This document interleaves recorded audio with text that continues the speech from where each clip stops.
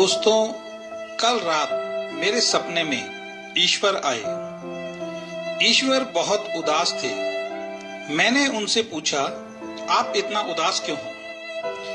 ईश्वर ने जवाब दिया कि मैं तुम इंसानों की वजह से उदास हूं, क्योंकि तुम इंसानों के जीवन में जब भी कोई परेशानी आती है तो उसका दोष तुम मुझ पर लगाते हो। मैंने ईश्वर से कहा, इसमें गलत क्या है? हमें हमेशा एक ही बात बताई जाती है कि इस दुनिया में जो भी होता है वो ईश्वर की मर्जी से होता है। पत्ता भी बगैर आपकी इच्छा से नहीं हिलता। इस बात से ये पता चलता है कि इंसान के जीवन में अगर कोई भी घटना या दुर्घटना घटती है उसमें आपकी ही इच्छा होती है। ये बात सुनकर ईश्वर थोड़ा सा मुस्कुराए और उन्होंने मुझसे कुछ सवाल पूछे। ईश्वर ने मुझसे पूछा, एक व्यक्ति रोज शराब पीता है, कई साल लगातार शराब पीने से उसका लीवर खराब हो गया है। सच बोलना, उसके लीवर को खराब करने में मेरा क्या हाथ है? मैंने तो उसको इस दुनिया में एक स्वस्थ लीवर के साथ भेजा था। एक व्यक्ति के ऊपर बहुत सारा कर्जा है, वो भी मुझे दोष देता है कि मैंने उसकी किस्मत बेकार बनाई है जिससे उस पर कर्जा हो गया, जबकि मैंने जब उसे दुनिया में भेजा था उस पर कोई कर्जा नहीं था।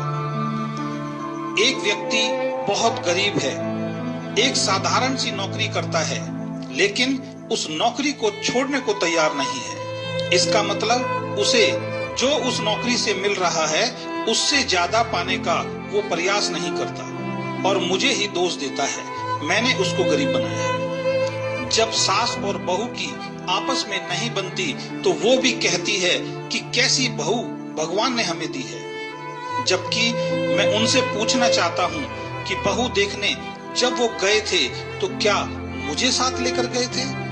तो फिर मुझे दोष क्यों देते हैं?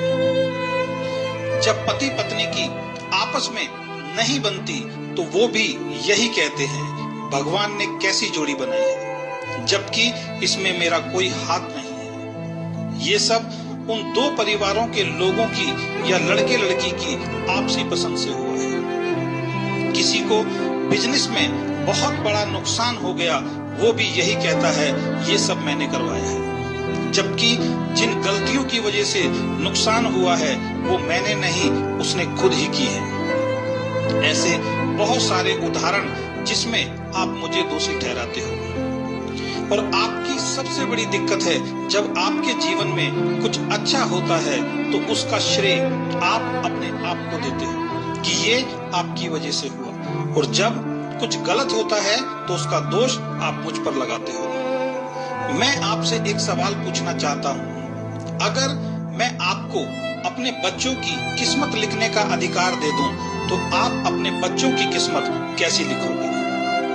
मैंने कहा कि मैं अपने बच्चों की किस्मत बेहतर से बेहतर लिखूंगा। मैं लिखूंगा, मेरे बेटे और बेटी को जीवन में कोई दुख ना हो, वो हमेशा खुश रहें, उनको हर वो खुशी मिले जो वो चाहते हैं। फिर ईश्वर ने मुझसे पूछा कि अगर आपका एक बच्चा नालायक है, आपका कहना नहीं मानता, और दूसरा बच्चा समझदार है, आपका कहना मानता है, इन दोनों की किस्मत आप कैसी लिखोगे? मैंने कहा कि दोनों बच्चे मेरे हैं, मैं नालायक और समझदार दोनों की किस्मत एक जैसी और अच्छी लिखूंगा। ईश्वर थोड़ा हंसे और मुझसे बोले, मैं कौन हूँ? आप सभी मुझे परमपिता परमेश्वर कहते हो, इसका मतलब आप सभी मेरी संतान हो। जब आप अपने सभी बच्चों की किस्मत बहुत अच्छी लिखोगे तो मैं आपकी किस्मत बेकार कैसे लिख सकता हूँ? हकीकत में मेरे पास आपकी किस्मत लिखने का कोई अधिकार नहीं है। मैं हर इंसान को एक जैसा बनाकर भेजता हूँ और आप सभी को एक चीज देकर भेजता हूँ जिसका नाम कर्म है। आप जैसा कर्म करेंगे वैसा फल आपके कर्मों से ये दुनिया आपको देती है। इसमें मैं तो कहीं भी नहीं हूँ। इस बात को अब मेरे तरीके से समझो। एक व्यक्ति शराब पीने में पैसा खर्च करता है, उसका शरीर खराब होगा क्योंकि उसका कर्म वैसा है। दूसरा व्यक्ति दूध बादाम खाता है, उसका शरीर बहुत अच्छा होगा क्योंकि उसका कर्म अच्छा है। एक विद्यार्थी परीक्षा में फेल होता है क्योंकि वो अच्छी तरह से पढ़ाई नहीं करता।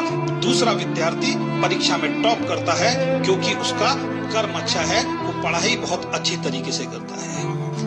एक व्यक्ति गरीब घर में पैदा होने के बाद भी अपनी मेहनत से करोड़ों रुपए की संपत्ति बनाता है, ये उसका कर्म है। दूसरा व्यक्ति बना बनाया सब कुछ खत्म कर देता है, ये उसका कर्म है। एक परिवार में सब साथ रहते हैं, स्वर्ग जैसा जीवन जीते हैं, बहुत प्यार है, ये उनका कर्म है। दूसरे परिवार में साथ रहना नर्क जैसा लगता है, ये उनका कर्म है।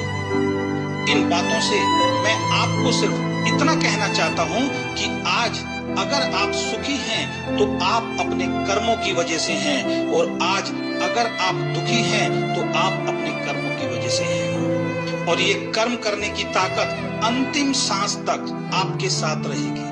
अगर आप अपने जीवन को बेहतर बनाना चाहते हैं तो आज से, अभी से अपने कर्मों को अच्छा करना शुरू कर दीजिए, आपका जीवन अच्छा होना शुरू हो जाएगा। ये बात बोलकर ईश्वर मेरे सामने से